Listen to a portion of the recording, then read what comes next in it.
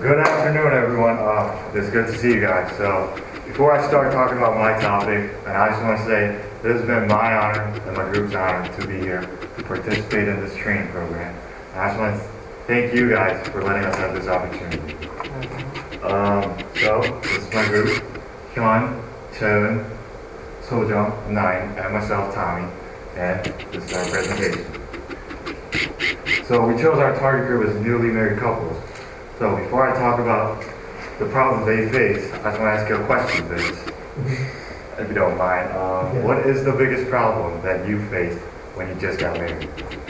Well, one thing that we discussed was it's always money. And that's the one thing I wanted to get straight with my future wife. And that is the answer that I really wanted. So why do they need help?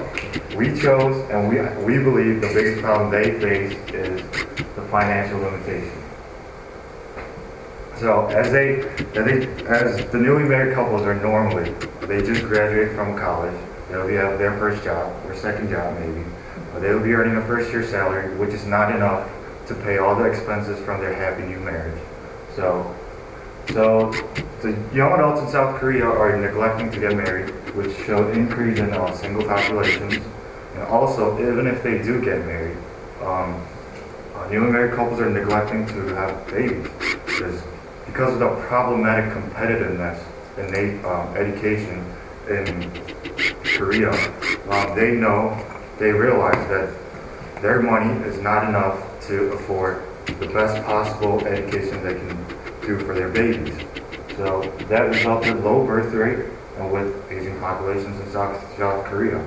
So people wonder, is money everything? Is money the origin of all these problems? Yes, it's everything. The another reason why the targeted newlywed couple is actually there are not many people are actually married recently. According to Korean statistics, in 25 years in Korea, rate of single, not married populations keep increasing by 35% for men and 17% for women. Also, the marriage rate is keep decreasing throughout 45 years in Korea. Only 6 people are getting married out of 1,000 population in 2015. This is only 3 couples.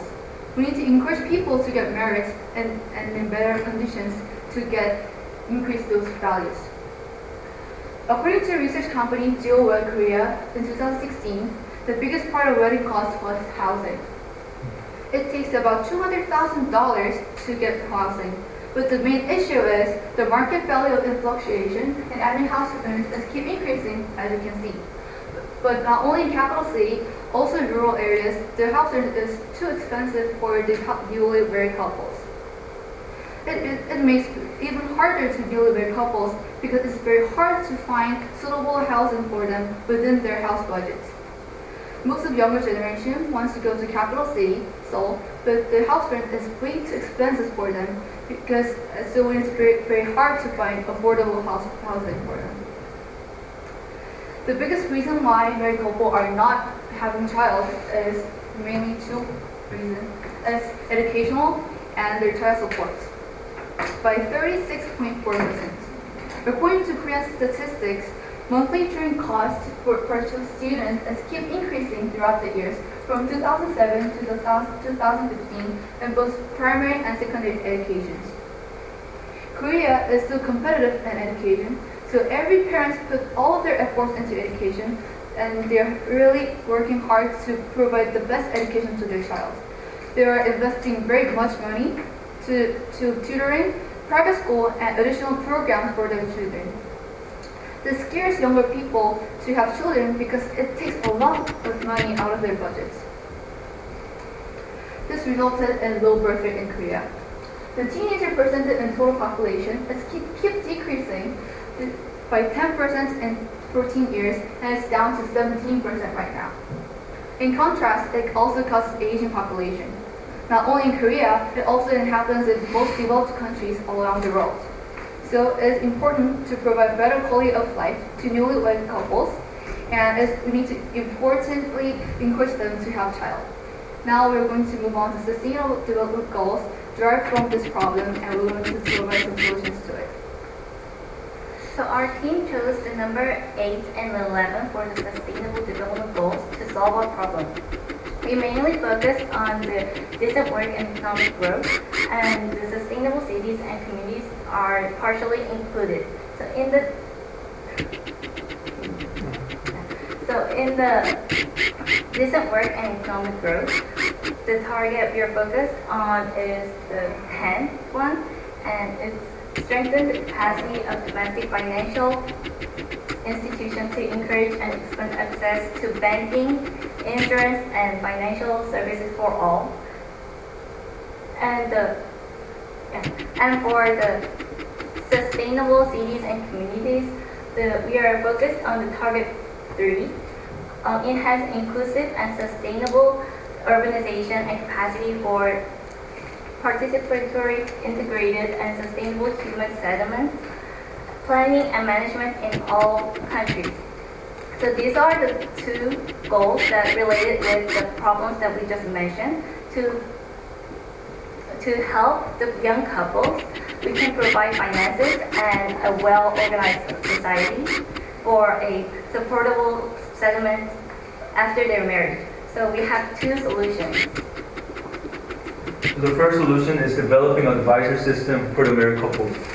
Ladies and gentlemen, looking back at the current society and the difficulties of the laws and the applications, there are too many aspects and ideas what married couples do not understand or are not aware of. Therefore, the spillage of money occurs, and the finances that could have been saved are wasted for no purposes. From these rationales, our team has brought up an idea to help the married couples economize for their money and to save them for the future generation, for their children, and for their own welfare to develop their social classes. In order for this system to take place, ladies and gentlemen, experts that have perfect knowledge on the sphere of laws and applications related to the married couples have to give counseling for the married couples. And also, this counseling has to be inexpensive for any married couples to have. For these reasons, budget assistance by the government is essential. If government gives enough money for our advisor system to work, there are possibly 2 advantages that will occur. To begin with, the first advantage is that when the married couples are educated by the advisors, they will be able to have knowledge on how to save money, so that if they have the knowledge, it can use in a lot of cooperation.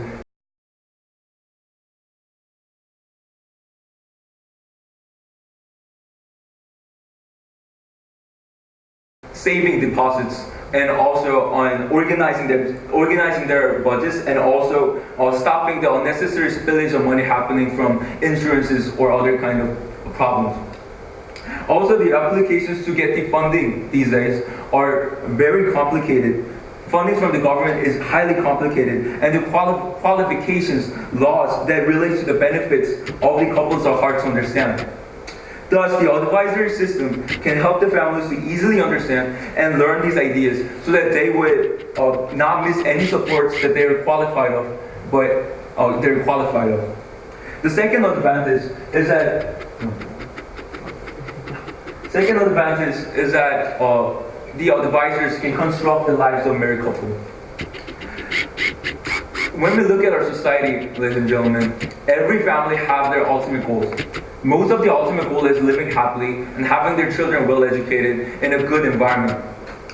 However, even if every family has their ultimate goals, they don't have detailed goals and detailed ideas to reach those ultimate identities. That is why the counseling system to construct the detailed lives of the family is critical.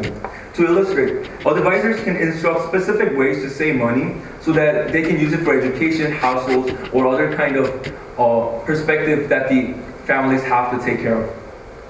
And the 2 advantages that are mentioned above are all compelling substantiations to clarify the claim that the use of the government budgets to benefit the marriage of the married couple will completely outrun the cost that comes out from it. So let's move on to the second solution about these societies. Our second solution is to establish a society for married couples within their communities. Since it's their first time to have their family and maintain it, they do not have much information about what is required or what they really need. And it makes hard for many newly married couples to make an efficient family plan. Even though they can get some help from counseling program, there is some problems which require the know-how which comes from their daily experience. Also, here's another problem. Even though newly married couple know exactly what they need, they cannot find any places that provide services they're looking for, or they cannot afford it since it's too expensive. This kind of problem occurs usually when they find something related to their child's education. In order to get the information they need and create the environment they are looking for, making a community with people in similar situation can be a great solution. They can share useful information they have, and they can fulfill needs at a low price by talent donations with community members. And first, throughout the community meeting, newly married couples can share information they have. For example, if I want to find a place where I can get a cheap but a high quality baby food, this kind of questions cannot be answered through the counseling program. All we need is the advice from the people who already get those great baby food. So becoming a part of the community of newly married couples, we can share information which is especially useful for our daily lives. This can help the newly married couples not only to get a good quality products and services, but also save their money by rational consumptions based on the helpful information they get. Let's think about the talent donations. When newly married couples search for a good places for their children's education, they face many problems. For example, they cannot find a place where they will provide the educational program they want, or even though they find the place or the appropriate program, they cannot afford it since it's too expensive. They can make a solution by creating an